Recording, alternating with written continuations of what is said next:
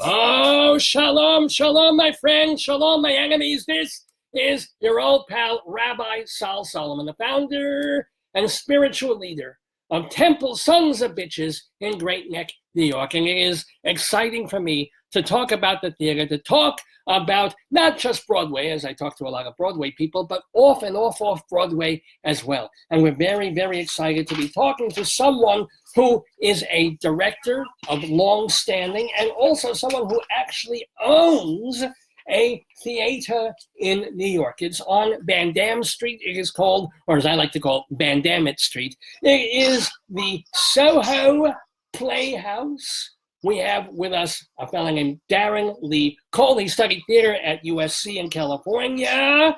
He has even a theater now in Costa Rica. I don't know how the hell that happened.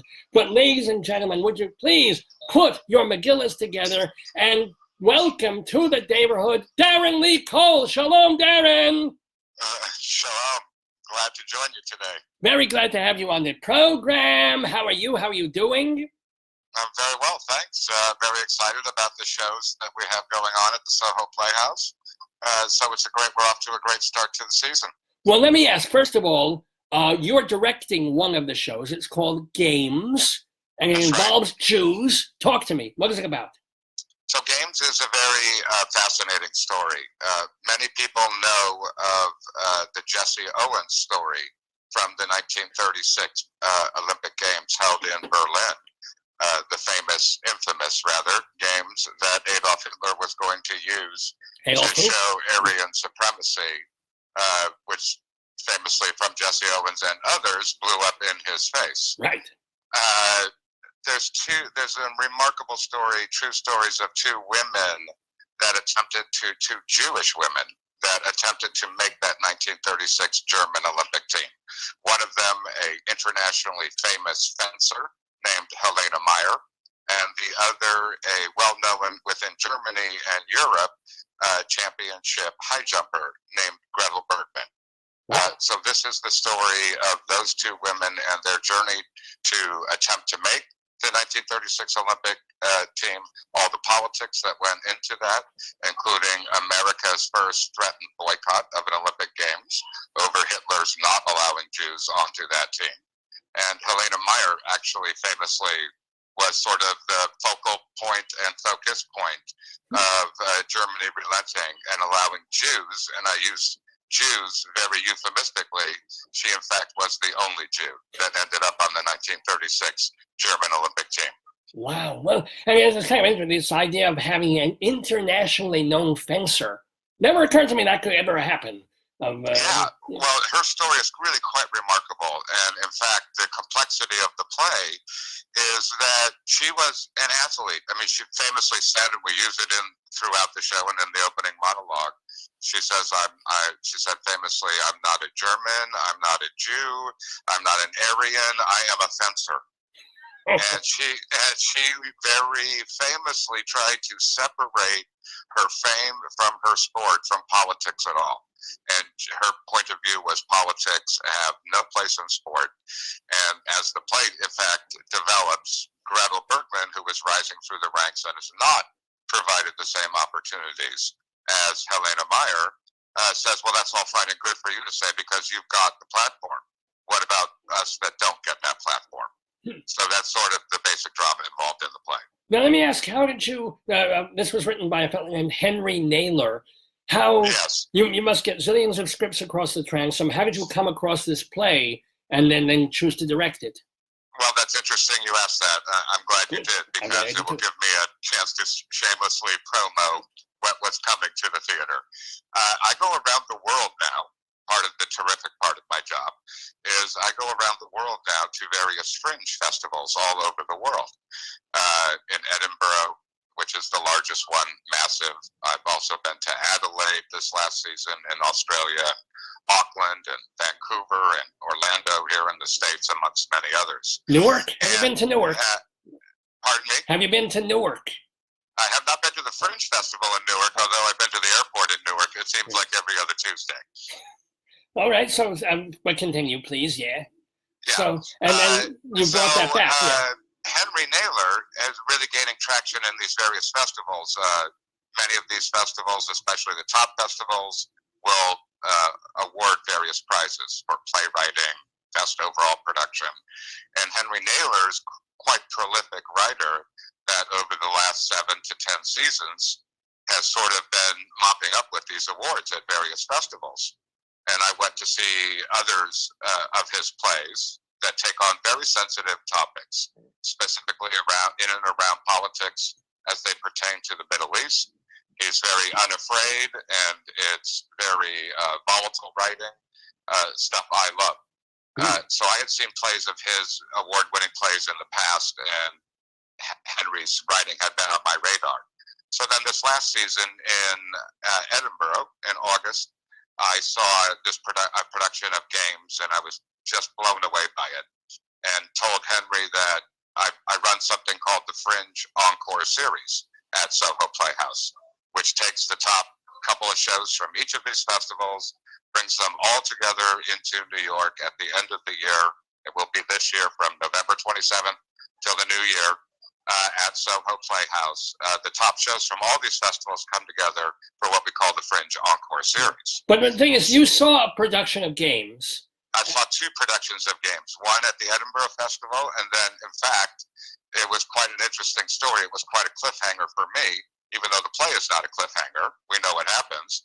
3/4 of the way through watching the play, when I'm in Edinburgh last summer, gentleman in my row has a heart attack. Oh. So the play, yeah, very serious. So literally, right out of the movies, stood up, is there a doctor in the house? Sort of business. Wow. So they stopped the show, and I never actually saw it, and I was loving that play. But it was at the very end of my season in Edinburgh, and I had to leave something the next day or whatever. So it took me to the following January in Adelaide, Australia, to see the conclusion of that play. So the ultimate cliffhanger for me. But why would you chose to come and direct your own version as opposed to importing the production that you had seen? Yeah, that's it. So in these festivals, often the format is that you have to fit within an hour slot. It's all enormously and rigorously scheduled, very tightly scheduled within the hour. So sometimes you can just sort of tell, and then this was the case with Games, that the writer had a slightly bigger idea that was clearly making concessions to fit inside the hour format. So I spoke to Henry who was in Australia, and we met up, and we had known each other for a couple of seasons at this point, and we talked about it, and I said to him, it feels like that hour wants to be more like an 80 or 90-minute play and investigate some of these ideas a little further. He absolutely agreed, and that's sort of where we made the pact to work on the show a bit, expand it a bit, and bring it to New York. Isn't that wonderful when a director tells you your play needs to be longer? Yeah, I know. He fell down. It's like you're the first person ever to say that. Now, let me ask you a question here. One of the things that's on your bio and on your resume, people may not know your name necessarily, but they will know somebody that apparently you learned directly from. If you ever watched The Paper Chase, the TV dramedy that you used to be on, oh my God, 30, 40 years ago, and the guy playing Professor Kingsfield, the most scary law professor of all, played by a fellow named John Houseman, who came out of Orson Welles' stable of actors and performers. Yeah, actually, he and Orson were sort of co-directors of what was called the Mercury Theater together. So how? And like Orson, John was, Mr. Houseman was one of those forces of the theater who could write and direct and act and do scenery and do the lighting, and truly understanding the entire concept of presenting a live piece of theater. So I was very, very fortunate. And then again, where I went to USC, furthered by another gentleman named John Blankenship. I was very fortunate to be schooled by these old guard of learning everything about the theater was to learn the theater. So of course, like many young people, I went to USC aspiring to be an actor and was fairly good at it and attaining some sort of success. What was the most the highest level that you achieved? What was it, an off-Broadway show? Was it a big show in LA? What was your big thing? Yeah, I've done shows sort of, not, I wouldn't say a big show in LA, but when I was in college, I was working what would be equivalent to off-Broadway there on the smaller theaters on Melrose and whatnot. I moved to New York very early when I was just 21. Wow. And so I've spent the last, coming on to 40 years, working off-Broadway in New York specifically. So what are some of the shows? What are some shows that you did as an actor here that were particularly memorable in your years as an actor? What? Memorable is a very double-edged word. Some made memorable for the wrong reasons, but I wouldn't say that it would be misleading to say that I had any real success as an actor per se. Could you feed yourself? Did you have to have day jobs, or could you at least make enough, even though you weren't quite a success, but you could live? Well, that was the key to being able to do everything. Of course, like most people working to the theater, coming to New York, in my case, the early 80s, I spent a good swath of years working in restaurants and bartending, waiting tables, and having a side job. But I got to transform into making full-time living in theater fairly early because of my ability to do more than act. That I had experience as a director, that I had experience as a stage manager coming out of school, being trained by the John method of doing everything. I fairly quickly began to be able to make a living in theater because my purview was larger than just acting. Right. And then I really got involved in the production of theater and ran the theaters as the booking agent on Theater Row, if people remember those, all back in the 80s. Yes. And sort of, fortunately, by loving the entire process, quickly was able to make a full-time living at theater. So, how did you go from being as it were, a jack of all trades, which is a wonderful thing in theater, to saying, there's this theater down on Van Dam Street. Right. It seems available. I learned fairly early on, especially because I was making some money by being the booking agents for various, at one time or another, I think I had counted almost 40 off-Broadway theaters. And I realized that to do what I wanted to do artistically, which was really produce and direct plays, right? Which I sorted out in my 30s. That's really what I wanted. I realized the theater, the venue, is the coin of the realm. So finding any way, shape, or form to get a hold of a venue that could house the ideas I wanted to do, I realized was going to be the ultimate path to any sort of measure of success. Fair enough. So I had done a pretty famous or pretty well-known play I produced at the SoHo Playhouse in the late 90s called Killer Joe, Tracy Letts' first big play. Yeah. And we had this, and I had a long history with that play where we had originally actually started it with my friend David Magental from 29th Street Repertory Theater, a company I was very close with and loved their work. So anyway, this play developed. We ended up doing it in London to great success on the West End. And we brought it back with sort of a really stellar cast to do at SoHo Playhouse in New York. We had Scott Glenn and Amanda Plummer, and at that time a relatively unknown Michael Shannon, and Michelle Williams was in it, and Sarah Paulson, and so we were just off to the races. It was an enormous success. And I had met the lady that was the grand dame of that building and had owned it since the bohemian days of the late 50s and early 60s with her late husband. Yeah. And I always mentioned to her that if anything ever happened with this theater, I would be first in line to do anything it took to try to get in here. And so long story short, I ended up with a long-term lease in 2004 on the theater and became artistic director at that time. And we've been charging along merrily since. Now, it's a piece of real estate in Manhattan. Yeah.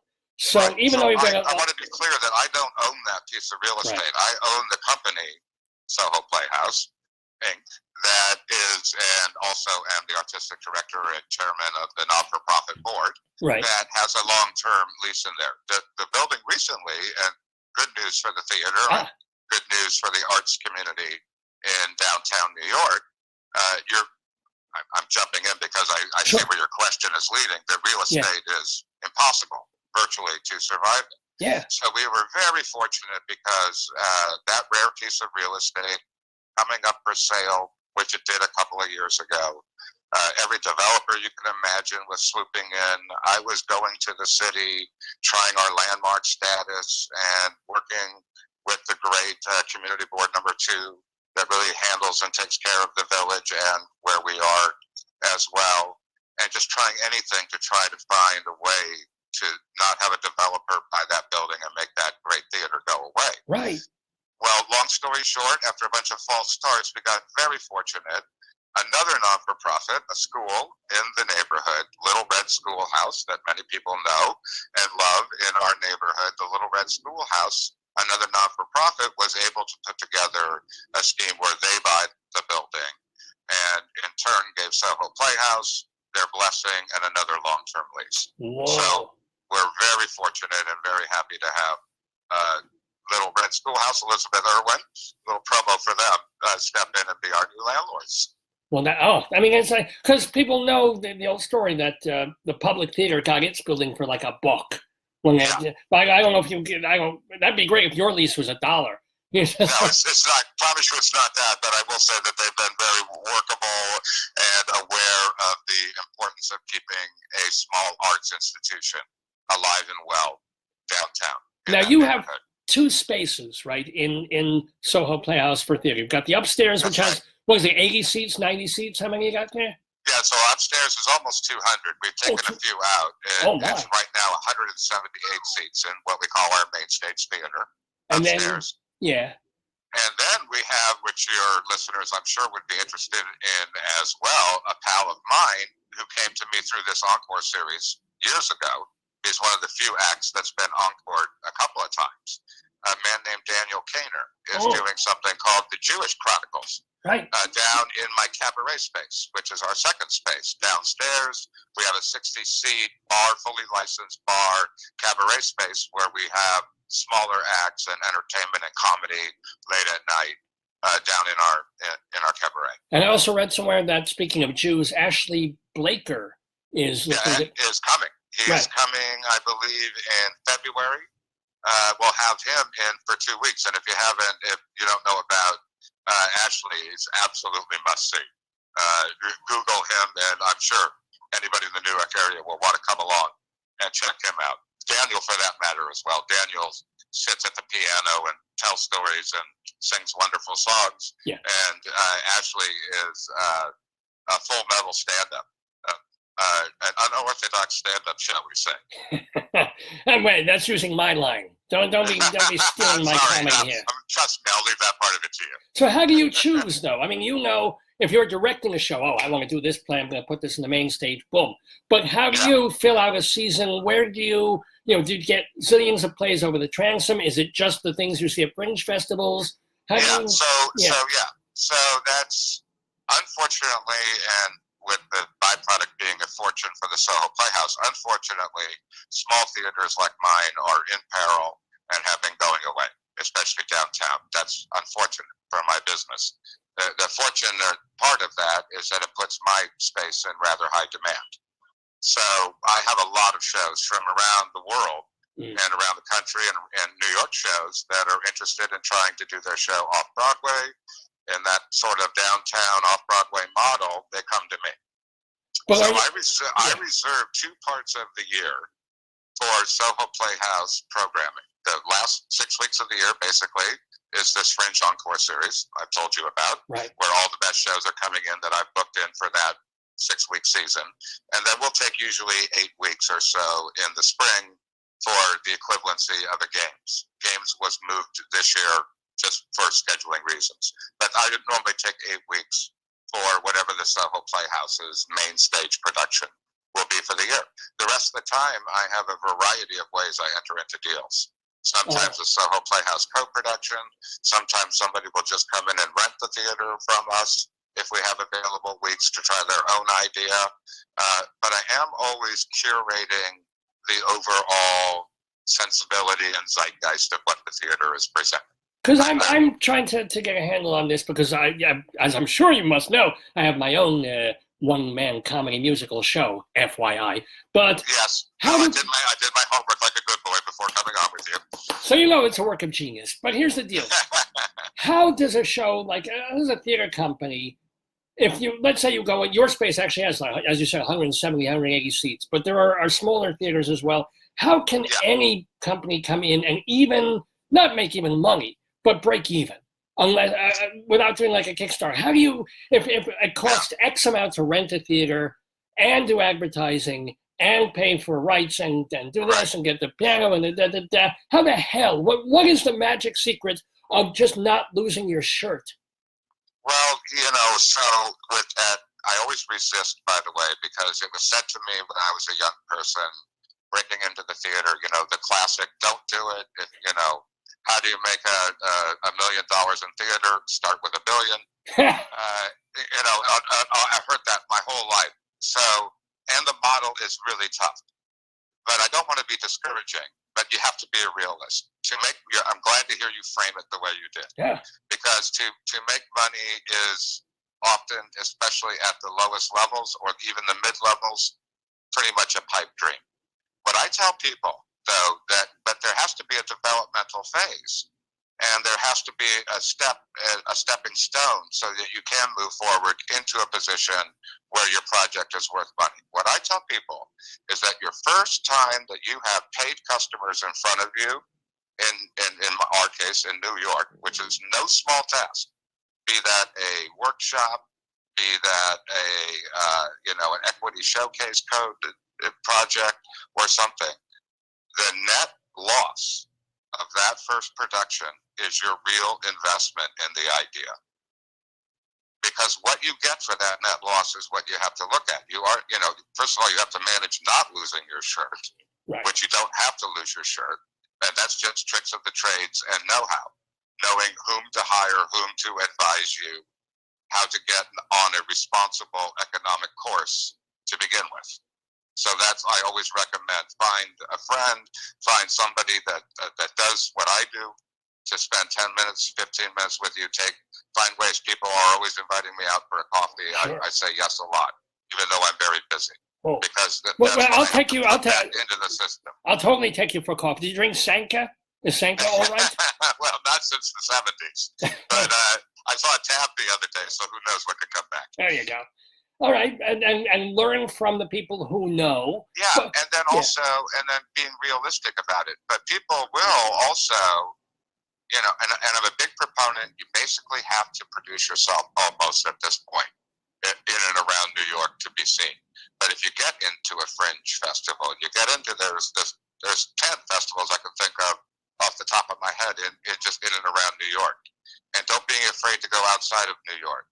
There was a great fringe that just happened in Scranton, in Pennsylvania, where a lot of emerging artists are going, and it's very economically reasonable to get an idea up there, and people like me and of my ilk are going there and looking at plays. You're more likely for somebody, from me, myself, or somebody from my theater to go to a small production of your play than ever reading a submission.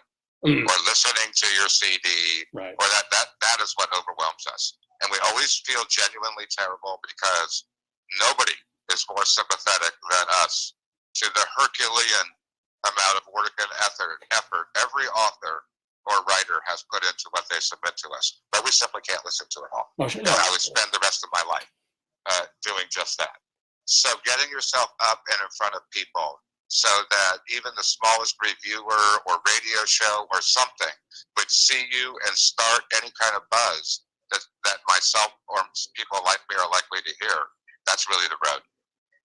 We're talking with Darren Lee Cole. He is the director of the play Games, which is playing at the theater that he is artistic director of. It's at SoHo Playhouse on 15, I like to say Van Dammit Street in the Village. You can find out more about it at SoHoPlayhouse.com. SoHoPlayhouse.com. It's running through November 24th. And you mentioned, okay, so you've got Daniel Cainer as someone who comes to the theater. What else you got? Chronicles. That's a blast. The what That's Chronicles? Really what again? Wonderful show. The what Chronicles? It's Jewish Chronicles. It's called. Yes. Yes. And Daniel had a huge hit with this show in years past at various festivals. And he's done other shows. He did one at our theater last year, I believe, called 21st Century Jew. And he grew up in London and in England, and he just sings sweet songs and tells sweet stories about his upbringing as a young Jewish lad. Yeah, we knew he's been on this program. He was on a couple of years ago, so we know. Well, I'm proud to say Daniel's become a rather good friend over the years as well. So we love having him back. No, what's coming into the main stage after your Games? Okay, so Games is on through November 24th, and then we have a couple of days for Thanksgiving for the rest of the country. For us, we will be teching all of those shows. We have 18 shows that are coming in as part of the Fringe Encore series from November 27th until I think January 17th. Now, so there's a special website actually for that, but what you is can find everything on SoHoPlayhouse.com. SoHoPlayhouse.com. Let me ask you, Darren Lee Cole, since you are not just a theater owner and producer, but a director, you mentioned all the stuff that you learned from John Houseman, but at some point you mentioned something called the Misner technique, not the Sandy Meisner, but the Misner technique of acting. What the hell is that? Well, Meisner has been known to cause misery. So there you go. Oh, is that really? That's the joke? It's Meisner's thing? Yes. Oh, well, what's so horrible for our listeners who aren't theater people? Why is Meisner so difficult? Well, if you've not been to Bill Esper's studio and had to repeat something for 2 hours, I guess it would be hard to be sympathetic. But those that have know what I'm talking about. Okay, fair enough. Now, let's also talk. What I like to get is anecdotes and stories about people who everybody thinks they know because we've seen them on TV or in the movies. So let me ask you about some of the people that you've worked with. For example, director Ken Russell. It's funny, we were just talking about D.H. Lawrence, Dave was earlier in the show, and he directed. That was amazing to work with Ken. Sadly, it was near the end of Ken's life. I think he just lived a couple of years longer. Right. But it was his one and only theater project. You know, obviously people know Ken from his famous movies.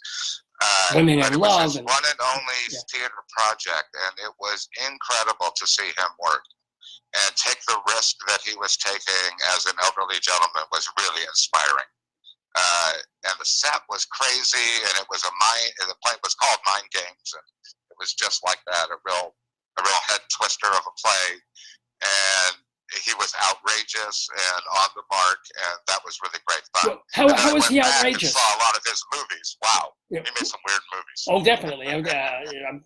There was the one about the burning of the witches, and then the Devils. That was it. The Devils with Oliver Marie. But what was when you say he was outrageous? Give us an example, or was he just outrageous in the play? Or did he? No. He had very little filter as far as off stage. You know, beyond the play. Going out to dinner with him was Katie bar the door time. He would say anything to anybody at any time. He had no filter. But then on the play, all of a sudden one day, what was a regular nurse in the play would be in, a white spandex rubber gloves outfit the next day because Ken had cooked, and red hair because Ken had cooked something up the night before. Okay, he was a brave soul. I mean, creatively brave soul, which we need in this world. Now, someone who comes from a whole other side of show business that apparently you worked with, Charlton Heston? Yeah, actually, I was with Chuck Heston on 9/11 in Chicago. So that was amazing. When I spent a couple of years in Chicago working at various theaters. And there was a new project there, the Chicago Center for the Performing Arts. And one of the first shows that they were doing, it was just being built. And so in a barely ready state, but they needed to hit an opening mark, and Charlton was committed to artistic causes as well as many other things in and around Chicago. He went to high school there, and that's his roots. New Trier, I believe, was his high school in Chicago. So anyway, a real simple play that they could do easily and get the center open was Love Letters. Sure. That Charles was going to do with his wife, Lydia Clark Heston. And so it was all set up, and opening night was scheduled for September 11th, 2001. And so literally I used to walk Charlton from his dressing room onto the stage each day, and walking him there that day, people interrupted us, and he was taken away. I think he might have been president of the NRA, in fact, at that time. Yeah. And then that's how 9/11. That's how I learned about 9/11. So that's my Chuck Heston 9/11 story. Wow. And I will say this: my friend Steve Heitner is another friend of mine. He's the actor many people know from Seinfeld. He plays Banyan, the comic everyone loves to hate, Ken Banyan, on Seinfeld. And so he's a great actor as well, and a good friend. He was doing a movie, and let's just say that he'd like to brag about who he was working with through all the time. Sure. And so I get a text from, I don't think we had text back then. I get a message from him saying, I'm working with Ben Affleck on a new movie. And so I just shot him a message back saying, well, I'm working with Ben-Hur. That's some good name dropping, man. That's some good. Now, you mentioned when you guys were doing Killer Joe at the SoHo Playhouse. Now, this person's still alive, Amanda Plummer. Yeah. She has been known to sometimes be a little strange or difficult or whatever. Any problem, or was she great, or what? Any stories about her? My experience with Amanda was wonderful. Okay. I mean, yes, strange and eclectic are words that I think could be fairly applied, but those are different things to different people. You know, her dedication to doing Killer Joe was great. She was a wonderful actor to work with. She really helped solidify that cast at the time. So quirky, yes, but I got a much cleaner dressing room, shall I say, out of the situation. Oh, you have to explain. She was a neat freak. I don't know the Well, room. not necessarily a neat freak, but the dressing rooms were not so terrific. So one of her quirks was one day she said, "Can I move a couple of things out of the dressing room?" So I came back hours later, and Amanda, without any help, I don't believe, had taken every single thing outside of the dressing room and neatly piled it into our hallway there, and completely redone the dressing room so that you felt like you were walking into some kind of Zen palace instead of some sort of ratty downtown dressing room. Okay. And did you sort of take that as a cue and leave it as she, maybe not as a Zen palace? We left it alone, and we all lived happily ever after. Well, I mean, even after Killer Joe was over, did you then move all the crap back into the room, or you thought, hey, you know? It's been long trash since. I mean, that's a long time ago. Sure. Well, and let me also ask you, did you work, because you were a downtown-y kind of person, with Sam Shepard at all? No, I never actually got to work with Sam, although I met Sam, and Sam was very encouraging towards our mission and the forming of our non-for-profit for SoHo Playhouse, because I'm not sure if people are aware that building was one of the locations where Edward Albee had his playwriting unit back in the late 50s and the early 60s when it was called Van Dam Theater. The Playhouse on Van Dam. Yeah, so the first plays that Sam Shepard and Leroy Jones and all these famous writers were worked on and workshopped in that space. So Sam always felt an affinity to that space. And in fact, we were close to getting Sam to do what I thought was one of the best ideas I've had that was never brought to fruition. Another one of these encore plays that went on to great commercial success at our theater was called Crap 39, written by a gentleman named Michael Lawrence. And Crap 39 is based on Crap's Last Tape, and it's sort of a precursor to Crap's Last Tape. Michael had this idea, I want to get into a theater, and I want to record the tape that Krapp listens to from his 39th birthday on my 39th birthday, and then put it away, and then, God willing, 30 years later, I'll be the only actor ever to do Krapp last tape and listen to my own voice at the critical moment. And so I remember saying to him, don't you think that's a little heavy for a birthday party? That is a great, oh man. So, but then anyway, that turned out to be a really meta kind of play and a real big hit, and people loved it. And Michael, just a great writer, and completely pulled off. And then it really became a pursuit of getting the rights to riff on Krapp's last tape, and the Beckett estate is notorious for being incredibly stringent about the rights, and it's all about his pursuit. And it was about an hour-long show. And then this was right at the time where I was in communication with Sam Shepard, and he was encouraging about what I wanted to do and continue traditions that he felt a part of at that space. And I said to him, you know, the greatest idea would be to do a double bill, to do, while Michael's still 39, have him do Krapp 39. Yeah. And Sam was just turning 69, I remember. And I said, and you at 69, you do Krapp's last tape as a double bill. And he loved the idea, and he was all signed up for it. Wow. And then I think he had one of his famous being retained by the state of New Mexico for driving while under the influence at that time. So that got that off the rails. But anyway, there's my Sam Shepard story. Wow. Is there somebody I haven't mentioned? Can you name drop someone? Well, I don't like to name drop because it's particularly sensitive for what we do, because our whole thing it's about ensemble theater and working ensemble. But I will have to mention, just because I'm such a fan of his now, and he's done a lot for the theater, Michael Shannon. Oh, he was just on Broadway. Michael Shannon, who has worked as an actor in Killer Joe at SoHo Playhouse, and also as a producer and a presenter. We co-produced something called Excuse My Dust, a Dorothy Parker play that was wonderful. But Michael is probably the most dedicated and most talented actor that I've ever worked with and may have ever seen. Whoa. And he has an affinity, and it sort of emerged onto the scene partly through SoHo Playhouse. So that's another great name association recently with the Playhouse. Now, I do want to ask, we have a couple more minutes, if you don't mind, with Darren Lee Cole of the SoHo Playhouse. One of the interesting things that's part of your bio is that you did a play about prison, Miguel Piñero's Short Eyes. Yeah, Short Eyes. You did it in prison, and it's about fagulas, gay people in prison.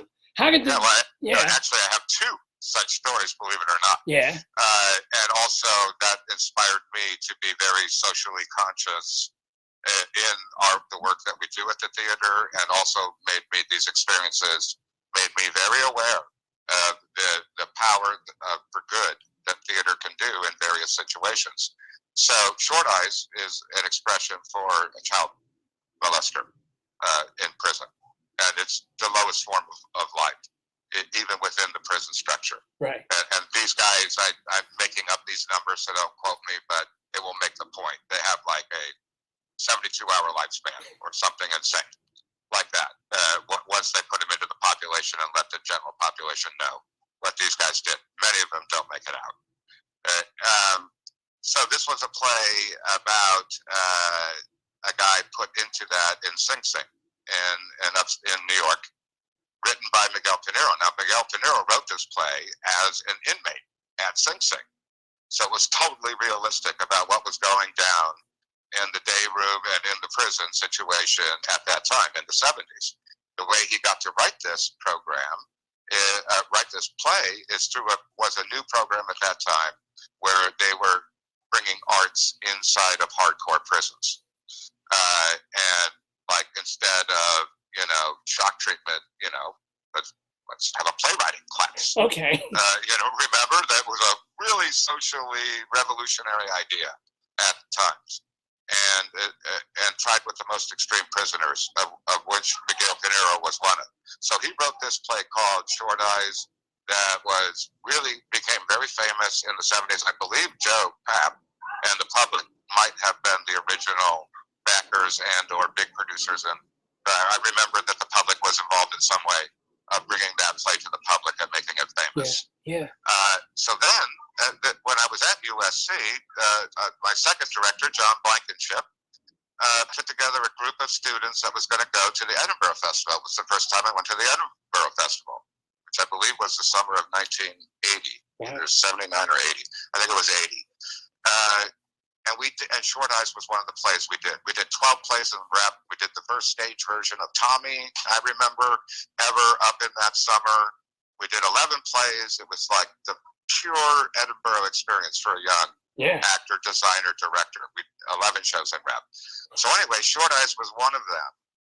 And a Scottish producer who was working with prisons and was interested in Short Eyes, not only as a play, but because of the model of it coming from such a social program of bringing arts into prisons, had a connection with the most hardcore prison in Glasgow. That was a prison within a prison. Forgive me for forgetting the name of it, but it's a legendary prison. It's the hardcore prison of all Scotland in Glasgow. Ooh. So we were taken and bussed across the country. We were doing the show in Edinburgh, and we did that play inside the day room of the maximum security prison. And so there was us, the cast. I think there were 8 or 9 of us, about 15 prisoners, and about 20 guards. Wow. It was the craziest experience I've ever had in my life. And then we were matched up, I remember.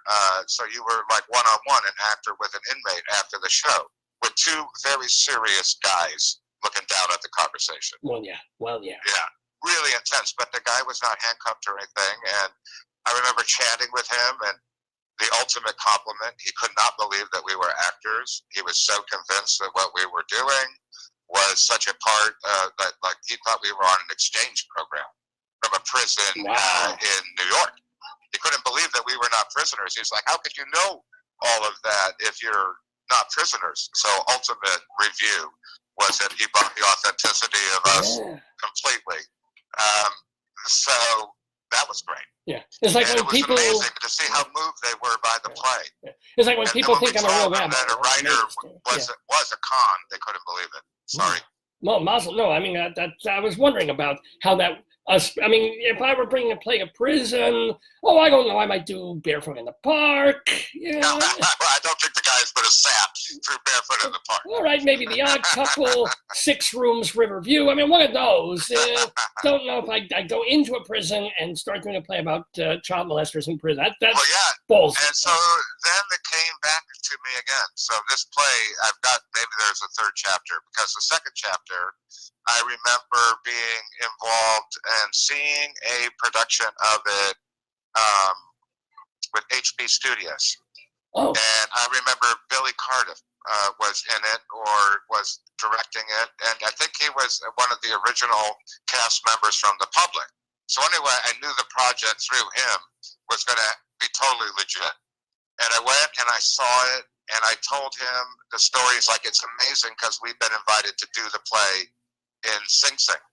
And we were getting close to talking about maybe moving it. I didn't run the Playhouse, I don't believe, at this time, but I was interested as a producer, so I went with them.